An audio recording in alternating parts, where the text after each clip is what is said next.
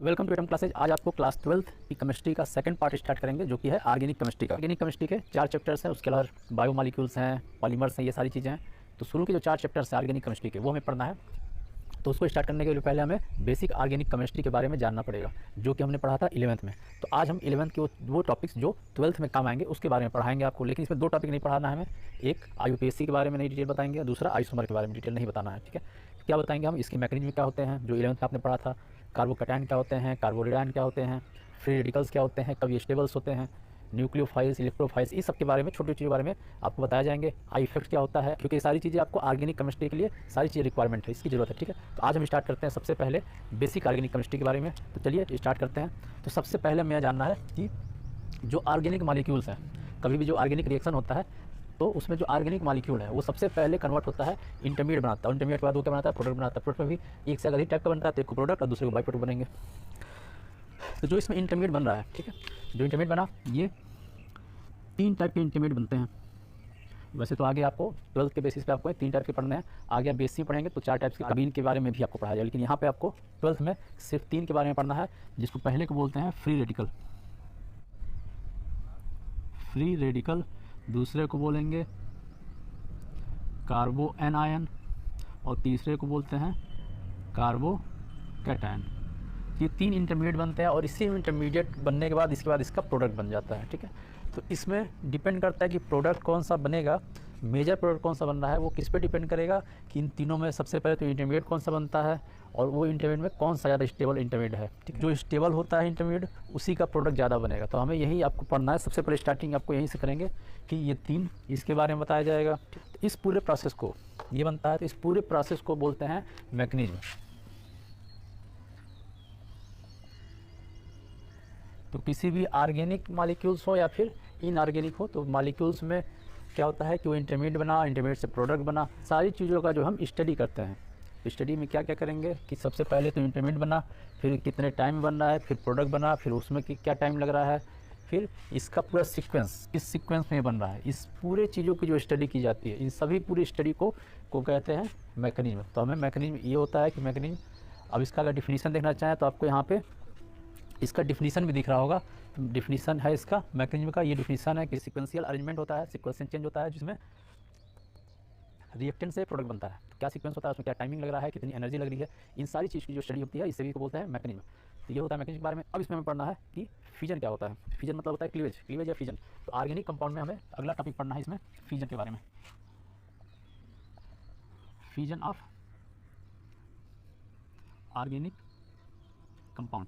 तो organic compound में जो फिजन होता है वो 2 टाइप से होता है। पहला होता है होमोलिटिक और दूसरा होता है हेटेरोलिटिक। फिजन का मतलब, फिजन या क्लीवेज का मतलब होता है टूटना। जो इसके बॉन्ड होते हैं, जो जैसे मान लेते हैं यहाँ पे A और B, ये एक कंपाउंड है जो जिसके पास एक बॉन्ड बना। ये बॉन्ड कौन सा? ऑर्गेनिक कंपाउंड की बात करें तो ये बॉन्ड होगा कोवेलेंट बॉन्ड।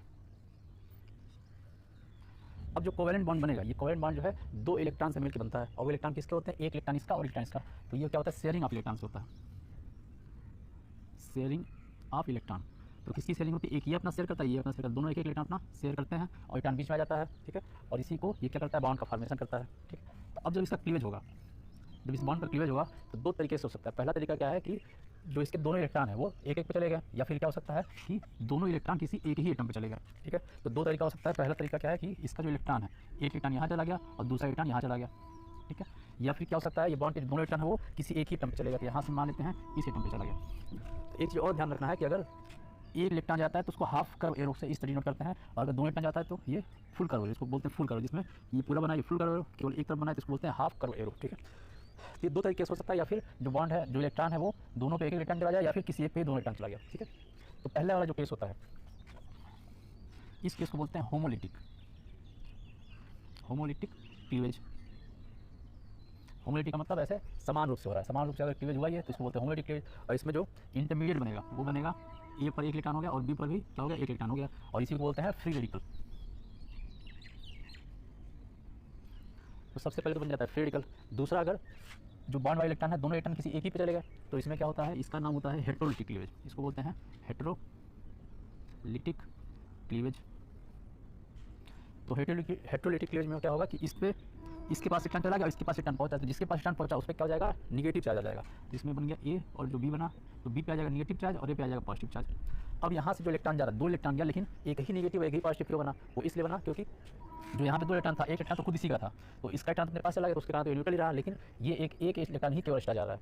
यहाँ पे 2 इलेक्ट्रॉन जाता है, लेकिन एक इलेक्ट्रॉन खुद इसी का होता है, इलेक्ट्रॉन इसका जाता है, ठीक है। तो इसलिए ये बन गया, ठीक है। अब इसे क्या बोलेंगे? अगर ये पॉजिटिव है तो इसको बोलते हैं, यहाँ लिख देते हैं ऊपर, कार्बो कैटायन, और अगर ये निगेटिव है तो इसको बोलेंगे कार्बो एनायन, ठीक है। तो ये होता है कार्बो कैटायन और कार्बो एनायन। तो ये तीनों जो बन रहे हैं, कार्बो कैटायन, कार्बो एनायन और फ्री रेडिकल, ये तीनों क्या होते हैं? इंटरमीडिएट होते हैं। तो हमें जानना है कौन सा इंटरमीडिएट ज़्यादा स्टेबल होगा, और क्योंकि जो स्टेबल होगा उसी से प्रोडक्ट ज़्यादा बनना है, हमें प्रोडक्ट ही देखना है, तो हमें तो इन तीनों में देखेंगे कौन सा इंटरमीडिएट ज़्यादा स्टेबल होगा। एक एक करके हमें तीनों के बारे में पढ़ना है, फ्री रेडिकल, कार्बो कैटायन और कार्बो एनायन के बारे में। तो सबसे पहले बताते हैं कार्बो कैटायन के बारे में। तो कार्बो कैटायन क्या होता है? जिसपे पॉजिटिव चार्ज होता है, हिंदी बोलते हैं इसको कार्बो धनायन, ठीक है।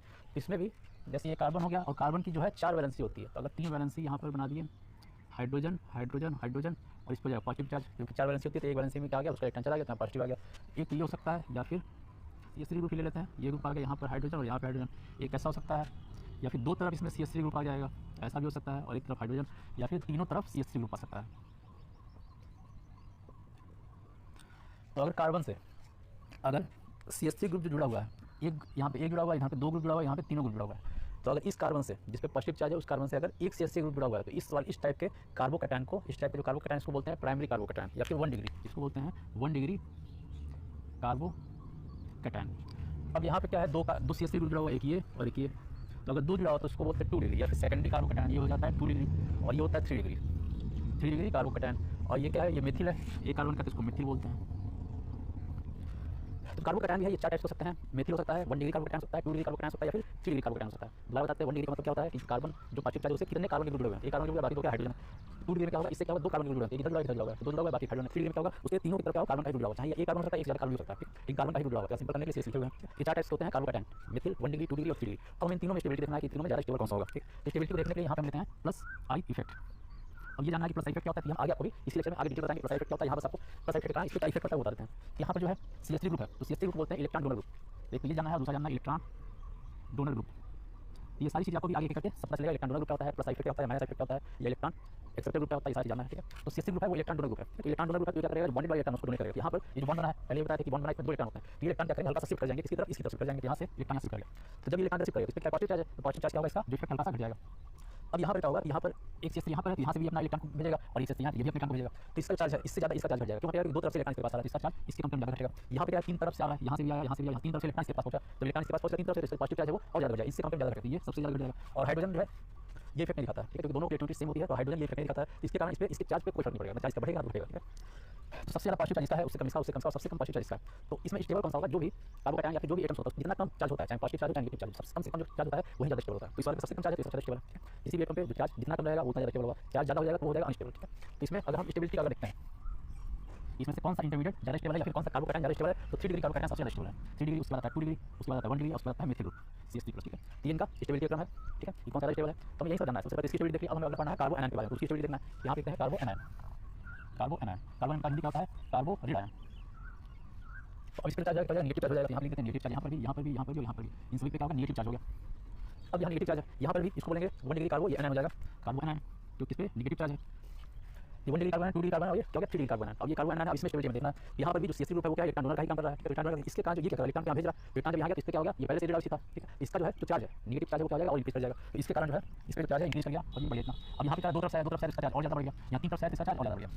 तो स्टेबिलिटी का क्रम, स्टेबिलिटी कैसे देखते हैं? जिस पे चार्ज सबसे कम वो ज़्यादा स्टेबल। यहाँ पे अगर हम इसकी स्टेबिलिटी देखते हैं, स्टेबिलिटी यहाँ किसका देखना है? कार्बो एनायन की स्टेबिलिटी था, कार्बो कैटायन का, कार्बो कैटायन की स्टेबिलिटी यहाँ पे देखना है कार्बो एनायन की, ठीक है। यहाँ पे सबसे ज़्यादा स्टेबल होगा ये वाला, क्यों होगा? क्योंकि इसका जो भी चार्ज है वो चार्ज रुका हुआ है, इस पे चार्ज और ज़्यादा बढ़ गया, इस पे और ज़्यादा, यहाँ पे सबसे ज़्यादा चार्ज है, तो जितना चार्ज ज़्यादा उतना स्टेबिलिटी कम, तो सबसे ज़्यादा स्टेबल ये हो जाएगा CH3, इससे कम स्टेबल ये, इसके बाद ये और इसके बाद ये, इससे एकदम अपोजिट ट्रेंड आता है इसका कार्बो कैटायन और कार्बो एनायन का, ठीक है। ये दोनों की स्टेबिलिटी हो गई। हमें अगला हमें जाना है फ्री रेडिकल के बारे में। अब हमें तीसरा देखना है मुख्य मूलक के बारे में, फ्री रेडिकल। फ्री रेडिकल की स्टेबिलिटी देखते हैं। यहाँ पे भी जो है मिथिल फ्री रेडिकल होगा, 1 degree free radical, 2 degree free radical, 3 degree free radical लेंगे।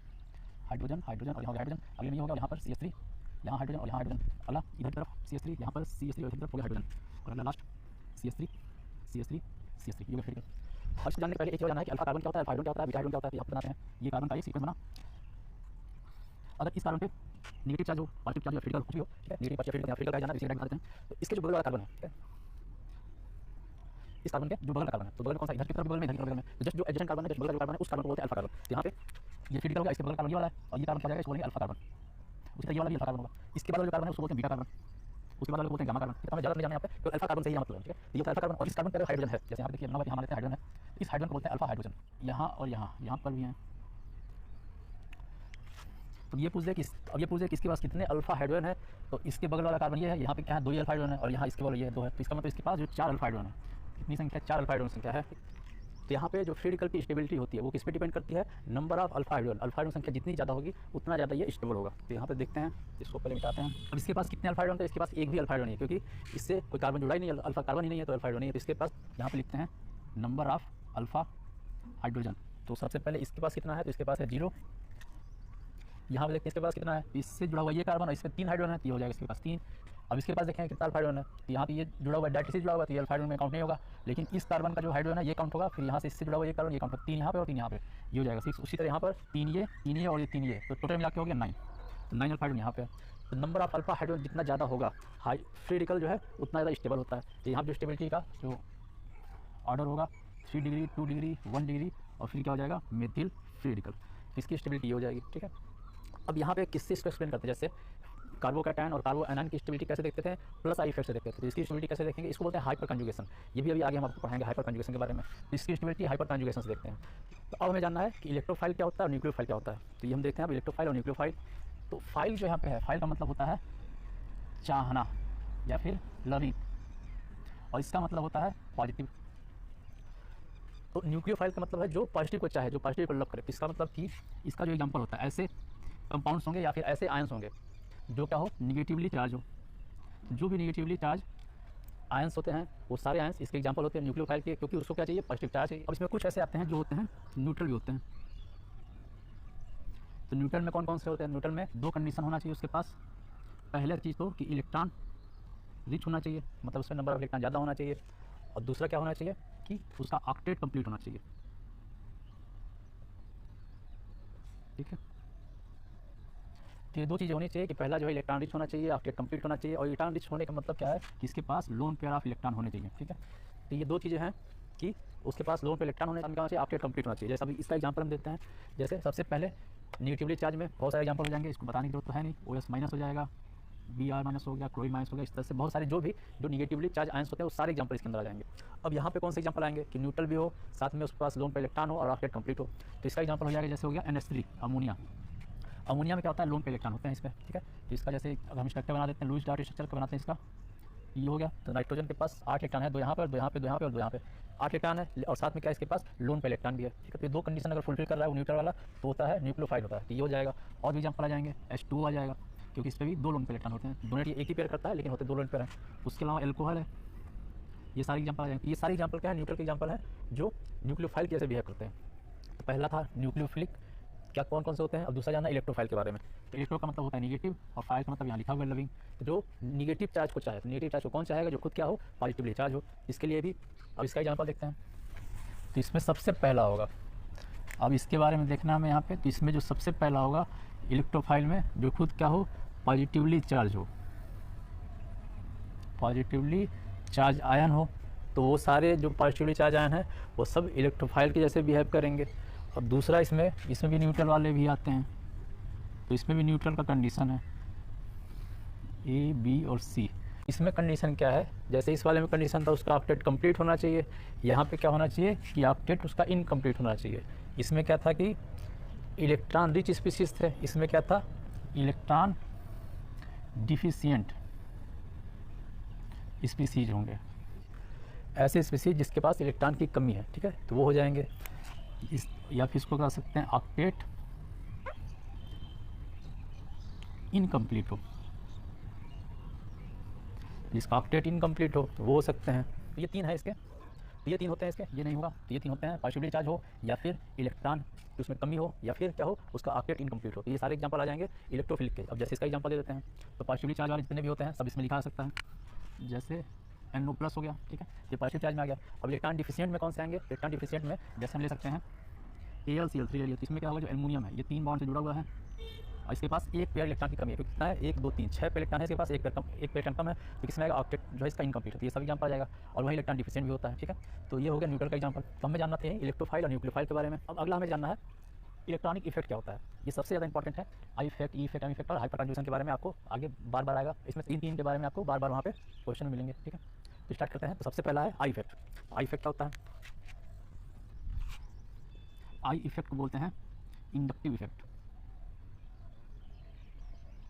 अब इंडक्टिव इफेक्ट क्या होता है? इसमें इंडक्टिव इफेक्ट में क्या होता है कि जैसे यहाँ पर बॉन्ड है बना हुआ है, अब जो एक बॉन्ड है वो कितने इलेक्ट्रॉन्स मिलकर बना है? 2 इलेक्ट्रॉन्स मिलकर बना हुआ है। तो 2 इलेक्ट्रॉन जो होंगे, जब ये भी शेयरिंग कर रहा है, ये भी शेयरिंग कर रहा है, तो एटम कहाँ होने चाहिए? बीच में होने चाहिए। एटम का अगर इलेक्ट्रोनेगेटिविटी अगर अलग अलग है तो इलेक्ट्रोनेगेटिविटी क्या होता है? इलेक्ट्रोनेगेटिविटी होता है कि इलेक्ट्रॉन को, बॉन्ड इलेक्ट्रॉन को अपनी तरफ खींचने की टेंडेंसी। तो इन दोनों में अगर ये देखते हैं, अगर मान लेते हैं कि बी की इलेक्ट्रोनेगेटिविटी ज़्यादा है, तो यहाँ मान लेते हैं कि बी ज़्यादा इलेक्ट्रोनेगेटिव है ए से, तो क्या होगा कि ये बॉन्डेड इलेक्ट्रॉन नहीं, बी क्या है अपनी तरफ खींचेगा, ठीक है। तो इसका इलेक्ट्रॉन जो है शिफ्ट कर जाएगा इधर की तरफ, और इधर की तरफ अगर शिफ्ट कर गया तो इलेक्ट्रॉन आ गया यहाँ पर।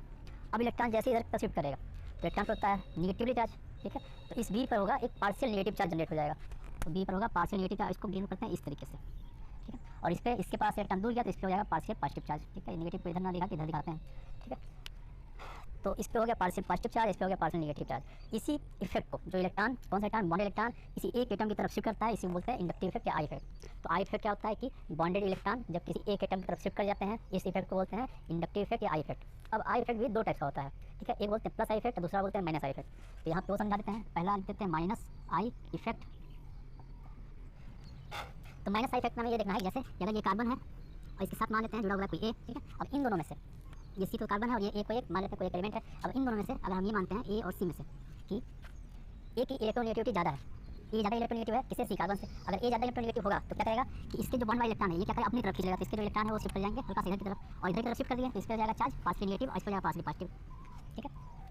तो इस इफेक्ट को बोलते हैं माइनस इफेक्ट। तो माइनस इफेक्ट इसे बोलते हैं, सिंपल तरीका है इसको याद करने का तरीका क्या है कि कार्बन से जो ग्रुप जुड़ा रहेगा, कार्बन से जो ग्रुप जुड़ा रहेगा अगर वो ज़्यादा इलेक्ट्रोनेगेटिव है, या फिर ऐसे कर सकते हैं कि अगर उस पर चार्ज पार्शियल नेगेटिव आया तो इसको बोलते हैं माइनस इफेक्ट, और इस पर अगर पार्शियल पॉजिटिव आया तो इसको बोलते हैं प्लस इफेक्ट। सिंपल सा है, ठीक है। और इसको अगर इसका डिफिनेशन देना होगा तो डिफिनेशन किस रिस्पेक्ट में देते हैं? कार्बन के रिस्पेक्ट में डिफिनेशन देते हैं। तो अगर माइनस इफेक्ट डिफिनेशन देना है तो इसका डिफिनेशन देंगे कि डिफिनेशन देंगे जो बॉन्डेड इलेक्ट्रॉन है वो अगर कार्बन से दूर जा रहा है, ठीक है। बॉन्डेड इलेक्ट्रॉन कार्बन से दूर गया तो उसको बोलते हैं माइनस इफेक्ट, और कार्बन की तरफ आ जाएगा तो प्लस इफेक्ट होता है वो। तो उसका भी एग्जांपल देते हैं, जैसे यहाँ पर फिर से बनाते हैं। ये हो गया, यहाँ मान लेते हैं बी। अब मानते हैं सी का इलेक्ट्रोनेगेटिविटी ज़्यादा है बी से। अगर सी ज़्यादा तो ये इलेक्ट्रॉन इधर शिफ्ट कर जाएंगे, और इधर की तरफ शिफ्ट कर गए तो क्या हो जाएगा कि जो बी है इलेक्ट्रॉन इधर शिफ्ट कर गया तो इस पर जो जाएगा पार्शियल नेगेटिव, इस पर जाएगा पार्शियल पॉजिटिव। तो जो अटैकिंग ग्रुप है, जो ग्रुप या फिर जो ग्रुप आके इस कार्बन जुड़ा हुआ है उस पर पॉजिटिव चार्ज आ गया तो इसको बोलते हैं plus I effect, plus I effect. तो सिंपल तरीका यही है कि जो ग्रुप आके जुड़ा है अगर उस पर पॉजिटिव चार्ज आ गया तो उसको बोलते हैं प्लस आई इफेक्ट, और उस पर नेगेटिव चार्ज आ गया तो बोलते हैं माइनस इफेक्ट, ठीक है। ये था पहला आई इफेक्ट के बारे में। तो अब दूसरा है ई इफेक्ट। ई इफेक्ट बोलते हैं इलेक्ट्रोमेरिक इफेक्ट, इलेक्ट्रोमेरिक इफेक्ट। इसमें जो इलेक्ट्रोमेरिक इफेक्ट होता है ये होता है टेम्पररी इफेक्ट होता है, ये है आपका टेम्पररी, और ये होता है परमानेंट, ये भी होता है परमानेंट इफेक्ट होता है, ये भी परमानेंट इफेक्ट होता है। अभी टेम्पररी क्या होता है अभी आपको क्लियर होगा। ये परमानेंट क्या होता है वो दोबारा बता देते हैं। जैसे कार्बन ऐसे मान लेते हैं, कोई भी ग्रुप जुड़ा हुआ है तो ये जो एटम है ये कार्बन से जुड़ा हुआ है तो या तो इलेक्ट्रॉन को डोनेट करेगा, एटम को अपनी तरफ खींच लेगा, ठीक है। तो कुछ भी कर रहा है तो इस पर एक पार्शियल पॉजिटिव या पार्शियल नेगेटिव चार्ज रहेगा, और वो हमेशा रहेगा क्योंकि इसके साथ जुड़ा हुआ है, इसलिए ये परमानेंट इफेक्ट। यहाँ पे टेम्पररी इफेक्ट है। इसमें क्या होता है कि इफेक्ट में क्या होगा, जैसे कि ये कार्बन पे डबल बॉन्ड है ऐसे बना हुआ है। अब यहाँ पर कोई आता है ए और इसके साथ अटैक करता है इस पर। अब ये देखेंगे जो ए है उस पर चार्ज होता है, चार्ज पॉजिटिव है कि नेगेटिव है। सपोज ये करते हैं कि इस पर नेगेटिव चार्ज है। तो अगर ये नेगेटिव चार्ज है, अब जो ए माइनस है इधर की तरफ से अटैक किया, इधर से अटैक किया इस पे, तो अगर इस पे पॉजिटिव चार्ज आएगा तभी ये जाके इसके साथ अटैक कर पाएगा। तो यहाँ पे पॉजिटिव चार्ज लाने के लिए जो ये बॉन्ड का क्लीवेज होगा, ये बॉन्ड का जो बॉन्ड का क्लीवेज होगा, इस बॉन्ड के क्लीवेज में जो इलेक्ट्रॉन होंगे वो क्या करेंगे, इस कार्बन से दूर जाएंगे, ठीक है। तो ये वाला बॉन्ड इधर की तरफ क्लीवेज होगा, और जब इसका बॉन्ड क्लीवेज हुआ इसका ऐसा बन गया, और इस पे हो गया नेगेटिव चार्ज, इस पे हो गया पॉजिटिव चार्ज। अब आके ये ए माइनस वाला इसके साथ जाकर जुड़ जाएगा, और जुड़ने के बाद क्या बना लेगा, ये माइनस ये कार्बन ये हो गया, इसके साथ जुड़ के ए बन गया ये, ठीक है। तो ये बनेगा। तो इसको बोलते हैं इलेक्ट्रोमेरिक इफेक्ट। तो चाहे ये पॉजिटिव हो सकता है चाहे नेगेटिव हो सकता है, ये जाके आके अटैक करेगा और अटैक करेगा उसी समय ये बॉन्ड टूटेगा। ये बॉन्ड पहले नहीं टूटता, जब ये अटैक करेगा उसी समय ये बॉन्ड टूटेगा, और बॉन्ड किधर की तरफ टूटेगा वो डिपेंड करेगा कि ये पॉजिटिव है कि नेगेटिव है। तो अगर ये नेगेटिव है तो ये बॉन्ड किधर की तरफ टूटा, इससे दूर गया, ठीक है। जो अटैक इसको बोलते हैं अटैकिंग रिएजेंट। तो अटैकिंग रिएजेंट के अपोजिट डायरेक्शन में ये क्या हुआ, इलेक्ट्रॉन का शिफ्टिंग हुई। अब दूसरा हो सकता है इसमें, यहाँ पे लिख देते हैं दूसरे के बारे में। यहाँ पे मान लेते हैं बी और इस पर पॉजिटिव। अब ये पॉजिटिव ये अटैक किया तो ये बॉन्ड किधर का टूटेगा, इधर का टूटेगा, ऐसे टूटेगा। क्यों टूटेगा, क्योंकि ये पॉजिटिव है, इसको चाहिए नेगेटिव, तो ये बॉन्ड ऐसे क्लीवेज हुआ, ठीक है। तो जब इधर की तरफ टूटा यहाँ बनाते हैं इसको, तो इस पर हो जाएगा नेगेटिव चार्ज, इस पर हो जाएगा पॉजिटिव चार्ज, और फिर ये बी पॉजिटिव आके इसके साथ जुड़ जाएगा, बॉन्ड बना लिया, इस पर पॉजिटिव हो गया और इस पर क्या हो गया, बी आके जुड़ गया। तो ये दो टाइप का हो सकता है कि जो अटैकिंग रिएजेंट है इसको अटैकिंग रिएजेंट बोलते हैं, क्या हो ये पॉजिटिव हो या फिर क्या हो सकता है नेगेटिव हो। अगर ये नेगेटिव है तो इसका जो बॉन्ड क्लीवेज होगा इस जिधर से आ रहा है उससे दूर की तरफ होगा, और अगर ये पॉजिटिव है तो इसका जो बॉन्ड क्लीवेज होगा इसकी अटैकिंग रिएजेंट की तरफ ये इसका बॉन्ड का क्लीवेज होगा, ठीक है। तो दो चीज़ें हैं। अब इसमें जो अटैकिंग रिएजेंट है वो अगर निगेटिव है तो इस इस इफेक्ट को बोलेंगे माइनस ई इफेक्ट, इसको बोलते हैं माइनस ई इफेक्ट। और जो अटैकिंग रिएजेंट है वो पॉजिटिव है, तो इसको बोल देंगे प्लस ई इफेक्ट। सिंपल जो चारों इफेक्ट है, चारों इफेक्ट में से सब में यही देखना है कि जो अटैकिंग रिएजेंट है उस पर पॉजिटिव चार्ज है या निगेटिव चार्ज है। अगर निगेटिव चार्ज है तो माइनस वाला हो जाएगा और पॉजिटिव चार्ज है तो प्लस वाला हो जाएगा, ठीक है। जैसे आई इफेक्ट में भी सेम ये चीज़ था, यहाँ पर भी सेम चीज़ है। तो अगर इसका डिफिनेशन देना होगा कि माइनस आई का डिफिनेशन क्या होता है, माइनस आई इफेक्ट का, तो इसका डिफिनेशन होगा जो इलेक्ट्रॉन की शिफ्टिंग है वो किधर की तरफ होगा, अटैकिंग रिएजेंट से दूर होगा, ठीक है। तो अटैकिंग रिएजेंट से अगर दूर हो रहा है इलेक्ट्रॉन की शिफ्टिंग तो इसको बोलते हैं माइनस आई इफेक्ट। अगर अटैकिंग रिएजेंट की तरफ हो रहा है तो इसको बोलते हैं प्लस ई इफेक्ट, ठीक है। ये दोनों होता है माइनस ई इफेक्ट और प्लस इफेक्ट। और ये टेम्पररी इसलिए होता है कि जब ये अटैक करता है उसी समय बॉन्ड टूटता है, ठीक है, इसलिए इसको बोलते हैं टेम्पररी। तो ये परमानेंट नहीं होता है, टेम्पररी होता है। अब तीसरा में पढ़ना है एम इफेक्ट। तो एम इफेक्ट को बोलते हैं आर इफेक्ट भी बोलते हैं। एम इफेक्ट होता है मीजोमेरिक इफेक्ट, इसको बोलते हैं आर इफेक्ट। तो अगला हमें पढ़ना है एम इफेक्ट को आर इफेक्ट भी बोलते हैं, या दूसरा मीजोमेरिक इफेक्ट इसको बोलते हैं रेजोनेंस इफेक्ट भी बोलते हैं। तो हमें 12th जो पढ़ना है इसमें दोनों को सेम नाम है, लेकिन 12th वाला बीएससी में जाएंगे तो ये दोनों एक्चुअली में अलग चीज़ होती हैं। तो हमें अभी यहाँ नहीं जानना कि दोनों में क्या अंतर होता है, हमें बस ये जानना है कि दोनों सेम चीज़ें हैं और इसी हिसाब से हमें पढ़ना है, ठीक है। तो आर इफेक्ट के बारे में जानते हैं क्या होता है। इसमें हम एग्जाम्पल लेते हैं बेंजीन का, NH2 ग्रुप जुड़ा हुआ है, ठीक है। एक और लेते हैं यहाँ पे नीचे की तरफ, इस पर NO2 बना हुआ है, ठीक है। तो रेजोनेंस इफेक्ट क्या होता है ये देखना है। तो रेजोनेंस इफेक्ट भी इसमें भी प्लस और माइनस दो टाइप्स के होंगे। तो यहाँ पे भी कौन सा प्लस होगा कौन सा माइनस होगा डिपेंड करेगा। अब ये बेंजीन है, इस बेंजीन में ये वाला ग्रुप जुड़ा हुआ है, इस ग्रुप पे अगर पॉजिटिव चार्ज आता है तो प्लस आर इफेक्ट होगा, इस ग्रुप पे अगर नेगेटिव आता है तो माइनस आर इफेक्ट होगा, सिंपल सा। तो एक होता है इलेक्ट्रॉन एक्सेप्टर ग्रुप और दूसरा होता है इलेक्ट्रॉन डोनर ग्रुप। अब इन दोनों में कैसे जानेंगे कौन सा ग्रुप इलेक्ट्रॉन एक्सेप्टर ग्रुप है और कौन सा ग्रुप इलेक्ट्रॉन डोनर ग्रुप है। तो उसको जानने के लिए सिंपल सा हमें देखना होता है, इस बार जैसे NH2 जुड़ा हुआ है, कार्बन है, कार्बन से NH2 जुड़ा हुआ है, तो कार्बन से क्या जुड़ा है, नाइट्रोजन जुड़ा है, नाइट्रोजन से हाइड्रोजन जुड़ा हुआ है। तो इन्हीं दो ग्रुप का देखते हैं कि जो आउटर मोस्ट इलेक्ट्रॉन है वो कितना होगा, ठीक है। तो सबसे पहले इलेक्ट्रॉन देखेंगे कि यहाँ जो नाइट्रोजन है, नाइट्रोजन के आउटर मोस्ट में 5 इलेक्ट्रॉन होते हैं और हाइड्रोजन में 1 इलेक्ट्रॉन होते हैं, ठीक है। एक दूसरा एग्जाम्पल भी देखते हैं NO2, इसके पास होंगे 5, इसके पास होंगे 6, ठीक है। अगर ये नाइट्रोजन के साथ हाइड्रोजन जुड़ा है, नाइट्रोजन से ऑक्सीजन जुड़ा हुआ है, तो नाइट्रोजन हाइड्रोजन नाइट्रोजन से नहीं देखना, हमें देखना क्या है कि इसके पास कितने इलेक्ट्रॉन है, इस बॉल वाले पास कितने इलेक्ट्रॉन है। तो अगर इसके पास इलेक्ट्रॉन ज़्यादा है इससे इस वाले से, तो ये क्या करेगा, इलेक्ट्रॉन को डोनेट कर देगा। और अगर इसके पास इलेक्ट्रॉन कम है तो इलेक्ट्रॉन को क्या करेगा, एक्सेप्ट कर लेगा। तो यहाँ पर देखते हैं यहाँ 5 अच्छा है, इसके पास इलेक्ट्रॉन कम है इसके कंपेयर में, ये क्या इलेक्ट्रॉन को एक्सेप्ट कर दिया। तो जो इलेक्ट्रॉन डोनेट किया वो हो गया इलेक्ट्रॉन डोनर ग्रुप। ये होता है इलेक्ट्रॉन डोनर ग्रुप हो गया और ये होता है इलेक्ट्रॉन एक्सेप्टर ग्रुप। तो इस तरह से हम जानेंगे कौन सा इलेक्ट्रॉन एक्सेप्टर ग्रुप है और कौन सा इलेक्ट्रॉन डोनर ग्रुप है, ठीक है। एक दो एग्जाम्पल और देते हैं आपको, जैसे हो गया यहाँ पे CH3 ग्रुप हो गया और हो गया OH ग्रुप हो गया, ये ग्रुप हो गया, ये सारे ग्रुप हैं। अब इसमें देखना है कौन सा इलेक्ट्रॉन डोनर ग्रुप है और कौन सा इलेक्ट्रॉन एक्सेप्टर ग्रुप है। उसके बाद एक और लेते हैं CN हो गया, ठीक है। तो ये जो कार्बन है, कार्बन होता है 4 होता है, एक तो ये 4 ये ज़्यादा है, जो बॉन्ड्स जुड़ा हुआ है उस वाले पे ज़्यादा है, तो ये क्या होगा इलेक्ट्रॉन को डोनेट कर देगा, ठीक है। तो इसको ले लेते हैं सिंपल इलेक्ट्रॉन डोनर ग्रुप, ठीक है। इसको ले लेते हैं इलेक्ट्रॉन डोनर ग्रुप, ठीक है। अब यहाँ पे होता है ऑक्सीजन पे 6, इसको होता है ये भी क्या इलेक्ट्रॉन को डोनेट करेगा, तो ये भी क्या है इलेक्ट्रॉन डोनर ग्रुप है, ठीक है। यहाँ पे होता है 4, यहाँ होता है 6, ये क्या है इलेक्ट्रॉन को एक्सेप्टर ग्रुप है, ठीक है। तो इलेक्ट्रॉन को एक्सेप्ट करेगा क्योंकि इसके पास कम है और कम है तो इसको इलेक्ट्रॉन चाहिए, ज़्यादा है तो इलेक्ट्रॉन दे देगा, कम है तो एक्सेप्ट कर लेगा, सिंपल तरीका याद करने का, ठीक है। ये इसके पास है 4, इसके पास है 5, तो ये क्या इलेक्ट्रॉन को एक्सेप्ट करेगा, ये भी है इलेक्ट्रॉन एक्सेप्टर ग्रुप। तो इस तरीके से जानेंगे कौन सा इलेक्ट्रॉन एक्सेप्टर ग्रुप होता है और कौन सा इलेक्ट्रॉन डोनर ग्रुप होता है, ठीक है। तो यहाँ पर जो NH2 ग्रुप है उसको मिलाते हैं, जो NH2 ग्रुप है वो कौन सा ग्रुप है ये दिखना है सबसे पहले।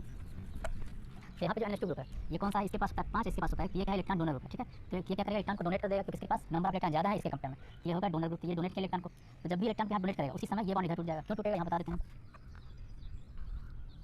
जैसे कि इसका मतलब बॉन्ड बना दिए पूरा ये, और ये इलेक्ट्रॉन डोनेट क्यों करेगा क्योंकि इसके पास होता है लोन पे इलेक्ट्रॉन, यहाँ पर है इसके पास लोन पे इलेक्ट्रॉन, ठीक है।